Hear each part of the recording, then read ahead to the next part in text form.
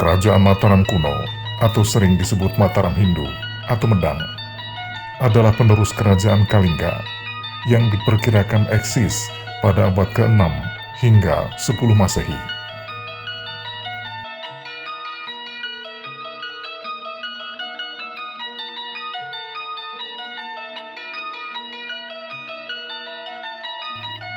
Sumber sejarah kerajaan Mataram kuno berasal dari prasasti, candi, kitab carita parahyangan, atau sejarah Pasundan, dan berita dari Cina.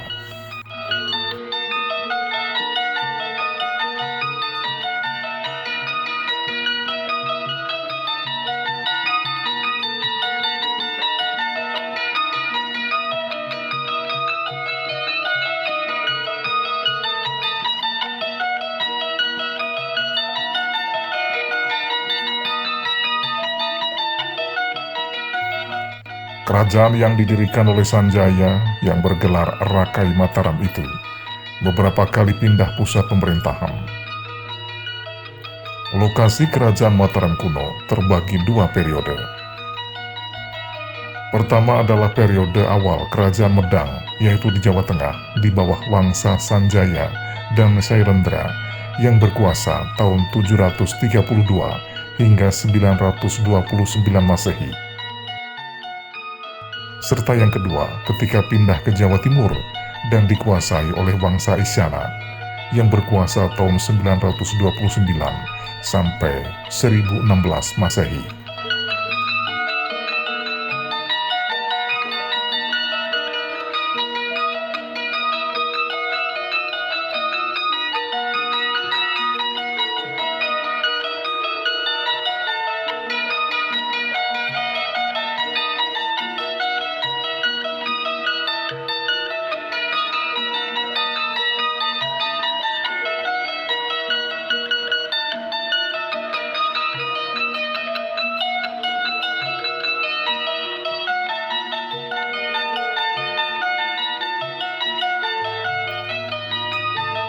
Tahun 929 Masehi, kerajaan Mataram kuno dipindah ke Jawa Timur oleh Empu Sindok.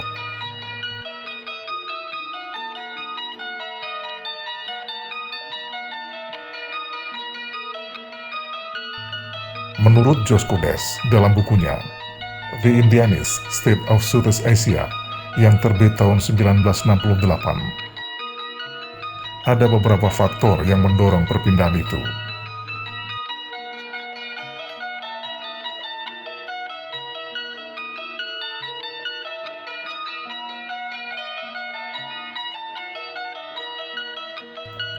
Pertama adalah faktor politik, yakni sering terjadi perebutan kekuasaan yang berimbas pada terancamnya kesatuan wilayah kerajaan Mataram kuno.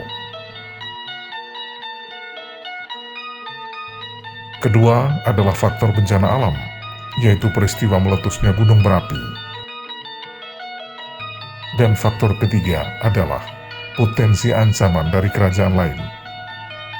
Sedangkan faktor keempat adalah motif keagamaan dan ekonomi, termasuk ketiadaan pelabuhan, yang menyebabkan kerajaan Mataram sulit menjalin kerjasama dengan kerajaan lain.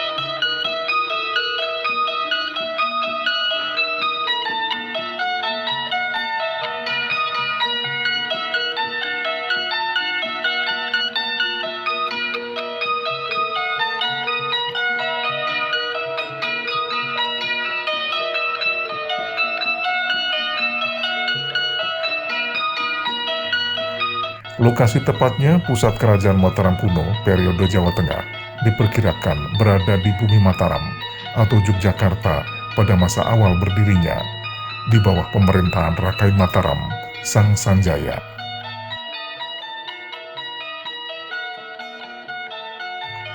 Kemudian lokasi ibu kota kerajaan sempat berpindah-pindah, antara lain ke Mamrati pada masa Rakai Pikatan.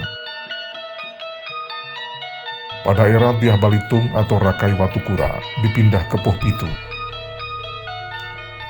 Lalu sempat kembali lagi ke bumi Mataram pada masa Dyah Wawa alias Rakai Sumba.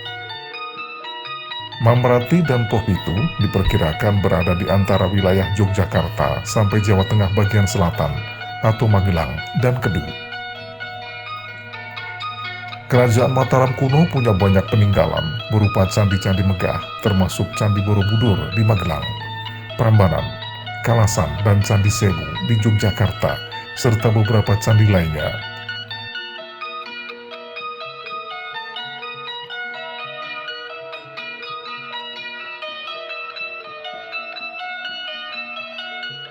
Setelah dipindahkan ke Jawa Timur oleh Empu Sindok yang kemudian bergelar Sri Maharaja Rakai Hinu Sri Isana Wikrama Darmo Tunggadewa, Kerajaan Mataram kuno menempati pusat pemerintahan di daerah yang disebut Tamplang.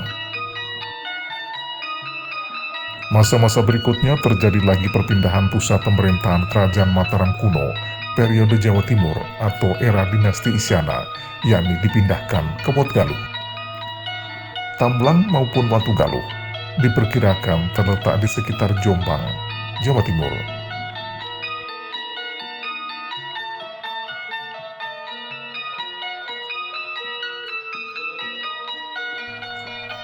Setelah kerajaan Medang runtuh pada awal abad ke-9 Masehi, selanjutnya muncul kerajaan-kerajaan penerus Wangsa Mataram, mulai dari Kahuripan, Jenggala, Kediri, Singasari, Majapahit, Demak, Jipang, Giri, Kalinyamat, Panjang, hingga era Mataram Islam yang memunculkan Kasunanan Surakarta, Kasultanan Yogyakarta, Mangkunegaran, serta Paku Alaman. Kerajaan Mataram kuno terkenal dengan toleransi beragama yang kuat antara umat Hindu dengan Buddha, seperti yang terlihat dalam pembangunan Candi Borobudur, Kalasan, Candi Prambanan, dan lainnya. Semua itu tak lepas dari peran para pemimpinnya yang mengajarkan toleransi. Pada masa kekuasaan Mataram kuno, raja-raja dan rakyat yang mempunyai perbedaan agama merupakan hal yang biasa, karena antara raja dengan rakyat tidak harus beragama sama.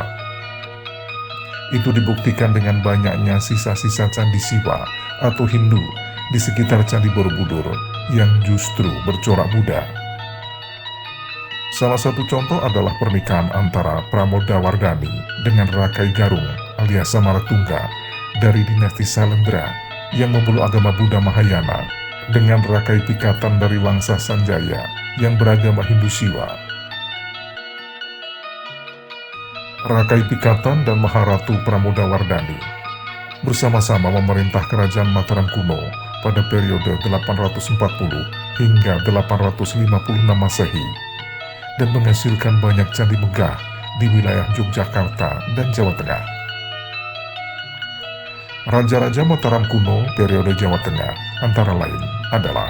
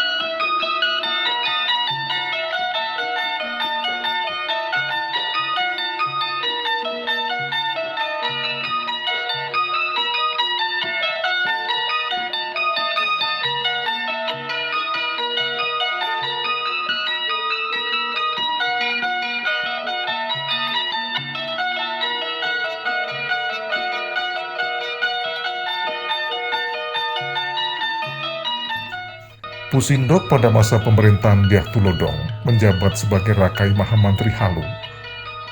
Sedangkan pada masa pemerintahan Dyah Wawa, naik pangkat menjadi Rakai Mahamantri Hino. Keduanya merupakan jabatan tingkat tinggi yang hanya bisa diisi oleh keluarga raja, sehingga Pusindok adalah seorang bangsawan kelas tinggi dalam kerajaan Medang. Pusindok mempunyai permaisuri bernama Sri Parameswari Dyah Kebi, putri Rakai Bawa. Pusindok merupakan raja pertama kerajaan Medang periode Jawa Timur. Sedangkan yang menjabat sebagai Rakai Mahapatih Ino adalah Empu Sahasra.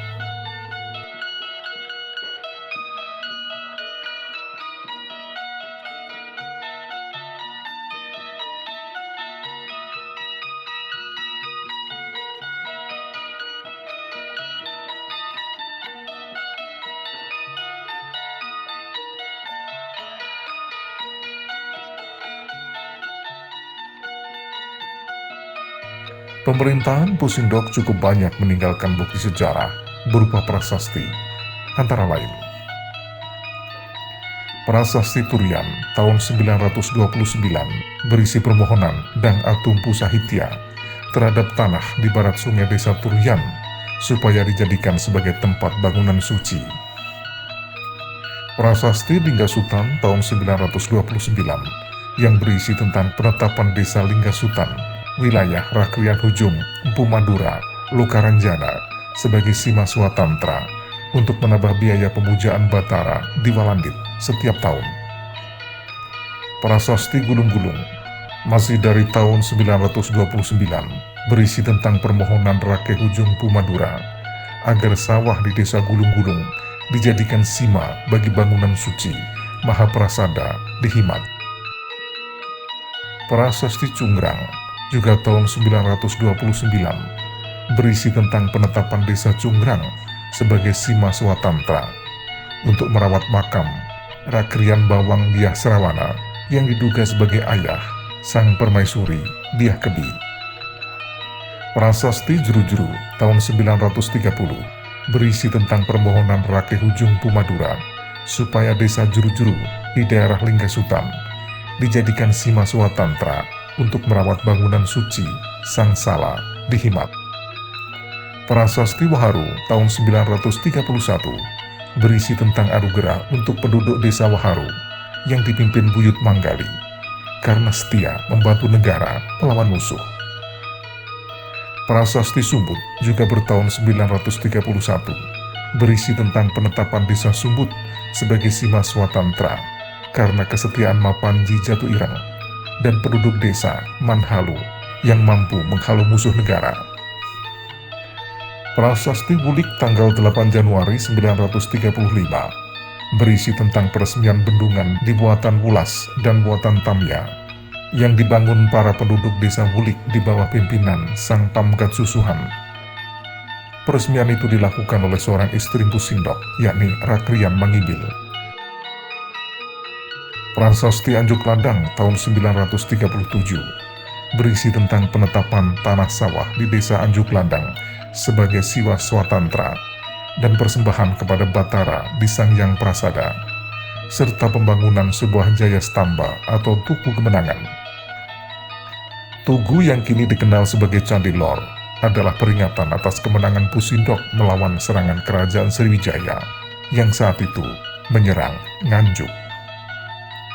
Pusindok meninggal dunia tahun 947 dan dicandikan di Isana Bajra atau Isana Bawana. Meskipun dirinya seorang penganut Hindu aliran Siwa, namun tetap menaruh toleransi yang besar pada agama lain.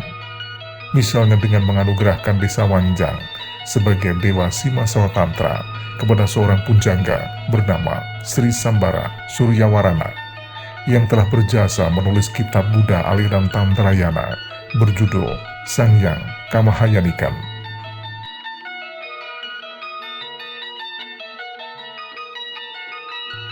Menurut prasasti Pucangan, Pusindok digantikan oleh putrinya Sri Isana Tunggawijaya yang memerintah bersama suaminya Sri Lokapala.